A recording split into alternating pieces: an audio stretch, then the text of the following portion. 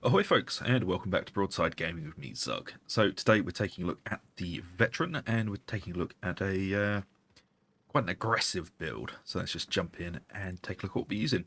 So, first of all, let's just appreciate the outfit. Oh yes, the Chem Dogs are back. Anyway, to the build.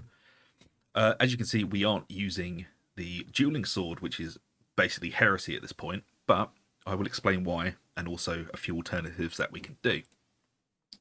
So this is a very aggressive short to mid-range build, and we're using these things specifically. So the assault chainsword, we're using the Mark 13G, and as you can see, we are dumping out mobility as usual because everyone knows, screw mobility. I don't like it. It's never on anything I do unless I'm specifically building for a mobile build, and most of the time I'm not. So as you can see, we have damage, finesse, shredder, and penetration, lol, at 80, and mobility is at 60. And if this is for newer players, so please let your mind wander if you're not.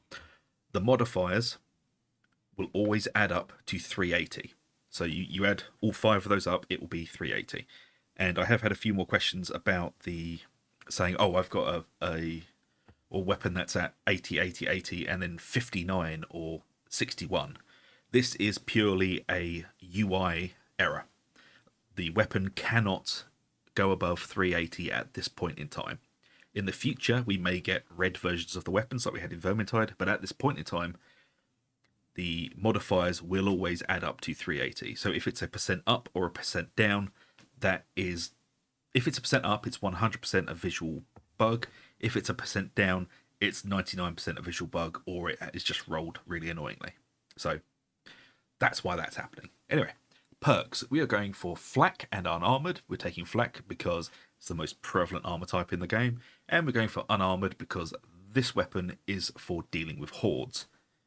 We are not using this weapon to deal with armor. This is purely for shredding hordes, which is why we're taking shred. Shred is going to give us a 4% bonus critical chance on chained hit, stacks 5 times. So just continue swinging, and we're going to be rolling at 20% crit. I just had to do some quick maths because my maths is awful. Yes, that is 20%. And the reason we're not taking Rampage or Savage Strikes is because we also want to be able to deal damage to singular targets as well. Whereas Rampage and Savage Sweeps only proc if you're attacking hordes of enemies, which we are going to be most of the time, but this is going to give us more single target capabilities, whereas these are purely locked to horde situations, which is why we're not using them. Which is also why we're using Wrath instead of Savage Sweeps. Wrath gives us the exact same sort of bonus as Savage Sweeps, but instead of it being on the hit of 3 targets, it is on singular hit, and then it stacks. So it's the same blessing, just in a slightly different step order. So we are still getting that huge amount of cleave, which is, good, because we are mostly going to be using this against hordes, but we don't want to hamper ourselves by not having it. So that's why we're going for Shred and Wrath. Next up, we're going with the Infantry Autogun. Now, this thing is an absolute beast. It's one of the highest damaging weapons that the Veteran gets. To be honest, it's not particularly my favourite. I tend to go towards the Recon Lasgun. But it is a very good weapon, and I can't deny that. So this is how we're building it. Damage, ammo, stopping power, and stability, all at 80%, and mobility at 60 because, reasons above. Now this thing is an absolute beast, and we are basically speccing to make this even more nasty. So we are going for Unyielding, which is going to give us damage against bosses. It's going to give us damage against demon hosts and against reapers and bulwarks. Now, you don't want to be just mag dumping into a bulwark because it's an autogun. You're not going to do anything to the shield. It just does not have enough power to stagger the shield open. But from behind, you will shred anything. Which gets us onto the point of the only downside in this build is carapace armor. Now, I will give you alternatives to get around that, but we are also dealing with that in the talent tree, so bear with me. So for the infantry autogun, Unyielding and Maniac. Maniac, of course, because we want to be able to absolutely delete specials. So, Ragers, Trappers, all that sort of thing. Blessing-wise, we're going for Dum Dum, which gives us plus 6% close range damage on repeated hits, stacks 5 times. And Fire Frenzy, which gains 10% close damage for 3.5 seconds after killing an enemy at close range, stacking 5 times. As I said, this is a close to medium range build, and you're just going to be hip firing into everything. And you're going to be having a lot of damage while you're doing that. Right, Curios. We're using 2 plus 17% toughness Curios with toughness, max health, and damage resistant gunners. And then 1 plus 21% max health with toughness, toughness regeneration speed, and damage resistance gunners. Now, we are not taking the toughness regeneration speed Curio for regenerating toughness. We're taking it because the toughness regeneration Curio actually speeds up when our toughness starts to regenerate. We don't care about the regeneration speed because this is a voice command build. We will regenerate our own toughness. But what we want is for the delay in it actually starting to speed up, and that is what toughness regeneration speed also helps with, which is why we're only taking 1, because we don't really care about the speed in general. We just want it to start faster.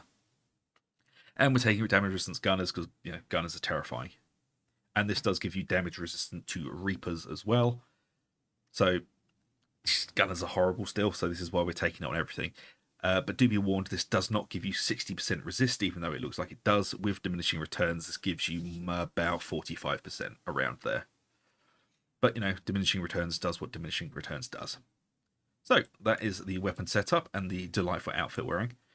And then let's have a look at the talents. So, as this is a medium to close range build, we're not bothering with anything like long shot. We're coming straight down the middle here of close order drill, up to 33% toughness damage reduction, the more allies in coherency.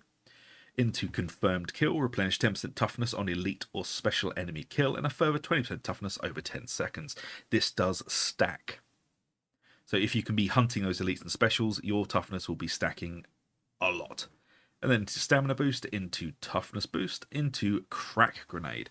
Now this is one of the ways we're going to be dealing with maulers and crushers, because the crack grenade is still terrifying and will basically delete heavy armor and also monstrosities. Into the health boost, we're not actually coming into this middle row here, we're going over here to range damage boost. Into catch a breath, replenish 5% toughness per second when there are no enemies within 8 meters. We don't particularly want this, what we want is survivalist, but this is just there, so we're taking it. Survivalist, replenish 1% ammo for you and your allies in coherency whenever any of you kill an elite or special enemy. This can only occur once every 5 seconds.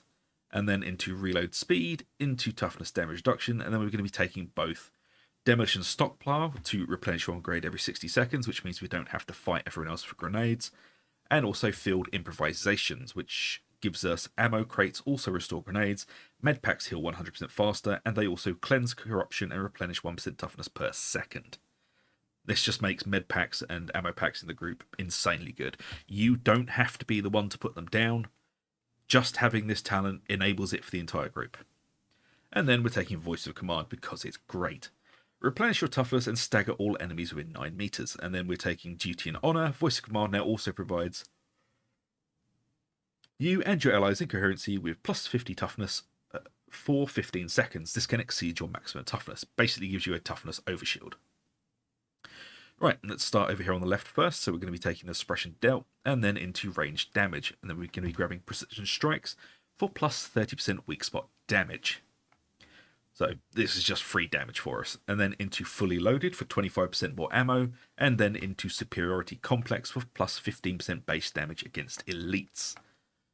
This is where we're going to be really stacking up that damage. And then into For the Emperor, your combat ability gives you and your allies in coherency plus 10 melee base damage and plus 10% range base damage for 5 seconds every time you use Voice of Command.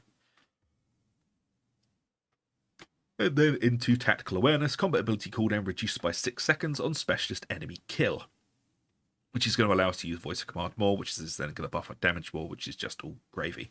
And then into Iron Will, one of the best talents in the tree, plus 50% reduced toughness damage if above 75% toughness. And we're going to be able to do that because most of the talents we're taking are all about increasing our toughness and our toughness regen. And then on to the right side. plus 5% melee damage into close quarter kill zone, plus 15% close damage for 10 seconds on combat ability use. Then into stamina regeneration boost, don't care about this, but we do care about onslaught. Continuous hits to a single target apply 2.5% brittleness for 5 seconds to the target, stacking 16 times. Now, what brittleness is rending, but it is rending applied in a debuff to the target. Rending is what is applied to you. Brittleness is what you apply to a target, but they both do the exact same thing with just different names. So, Onslaught is absolutely goddamn amazing because it is going to lay down this brittleness on the target and make you just do insane amounts of damage.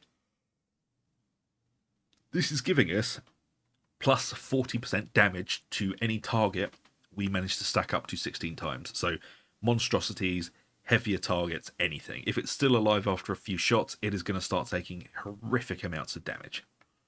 Then into toughness boost, down into trench fighter drill, plus 10% melee attack speed. And then into weapons specialist. And this gives us gain range specialist on melee kills, stacks 10 times. Gain melee specialist on range kills, stacks 1 time. When you wield your ranged weapon, you activate your ranged specialist effect to gain plus 2% ranged attack speed, as well as 33% range critical hit chance on your next shot per stack lasts 5 seconds. When you wield your melee weapon, you activate your melee specialist to gain plus 15% melee attack speed and 10% dodge speed and dodge distance, lasts 10 seconds. This is basically rewarding you for switching between your weapons. So, that is the build. Now, how are we going to use it? Well, don't forget to turn on your trusty flashlight. And then the rest of it is basically pretty simple. You just hunt down targets you need to kill. You are a medium to close range. This is not a great sniping weapon, but if you do need to fire at long range, do try to crouch, aim down sights. But it does jump around like an excited puppy. So just be wary of that. But most of the time, you are going to be, as I said, medium to close. It's incredibly accurate on hip firing. The only downside to this weapon is the mag size and the slightly increased reload time. So anything in flak, you're going to absolutely shred. Remember, we're getting 30% damage on weak spot hits, so try and aim for the weak spots. And even on bulwarks, you're going to be really damaging everything. The only problem we're going to be having is with crushers. Maulers, not so much, because they do have flak armor in the chest. The only carapace armor is the head. So body shots should deal with them pretty easily. But when it comes to crushers, they are a problem for this build. Because as you can see, you can deal with them if you're very lucky and hit them in the neck area, because that counts as being unyielding and unarmored. But everywhere else, it is nothing. But if you can get it in their weak spot, you can hose them down. But if there are many of them, it might not be an option. So what you can do is the trusty old crack grenade. And don't forget, you can use voice of command to stagger them together. If there is a group coming, you voice of command, and usually they will all fall down around each other. And that is a good time to chuck a crack grenade. And you can kill multiple Ogryns at the same time. So, the melee weapon. This is not really for dealing with carapace. This is going to be for dealing with unarmored and flak armored enemies in hordes. You can use it on carapace, but as you can see, it should really be used as your last line of defense, because it isn't super effective. But this has one of the fastest and widest swings for light attacks that the veteran has open to him. As you can see, all the swings are very, very wide. They're quite accurate, aiming for the head. We are getting that 30% weak spot damage on melee attacks as well. So this is mostly going to be used for light attacks. As you can see, you will just eat through hordes with it. Now, you can, if you really, really want to, you can use the dueling sword, but the problem is the dueling sword is very slow in comparison. So when you're dealing with hordes, it isn't going to be as quick and the sweeps aren't as wide, so you may get backed into a corner with this. It is a very effective weapon, don't get me wrong. It's just not quite as effective as the chainsword at that specific job. Now, it does give you a huge response to armoured enemies. You can weak attack them in the face. As you can see, that deals with them quite effectively. So this does give you another answer to carapace armour. And the dueling sword is just horrifically effective at what it does. But the chainsword does give you that ability to just mow through unarmoured and flak armoured enemies with more effective, well, it's more effective than the dueling sword, but as I said, it is another option. So let's just favourite that one. I do enjoy using the assault chainsword, but if you want to, you can use the dueling sword. You just kind of have to adjust. Because as you can see, the sweeps are much wider. It's just better at what it does for that.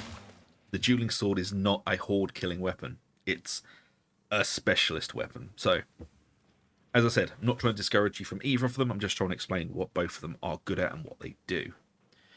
Now, just to quickly reiterate on something, as I was saying before, if you have a big group of Ogryns coming towards you, always remember you can stagger them back with voice of command. So try and let them group up onto each other as they're coming towards you. Drop them, grenade them. And you should be able to kill quite a few of them with one grenade. It's a handy little tip, and it is quite dangerous doing it if you're not used to doing it, because you have to judge that they're close enough that you can stagger them into a pile, but not close enough that they can all overhead you and kill you. Now, in this build, there is one other option you can go for, and that is replacing the infantry autogun with the recon lasgun.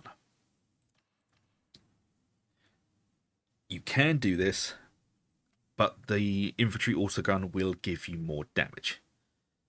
The recon lasgun is more versatile, has more ammo, but it isn't quite as aggressive as the infantry autogun. And you would have to change the talents. You'd have to drop out field improvisations for shock trooper if you were going to change to it. Everything else can stay the same, but you do have to pick up shock trooper if you're going to use the infantry lasgun. And the only point you can really afford to lose here is field improvisations.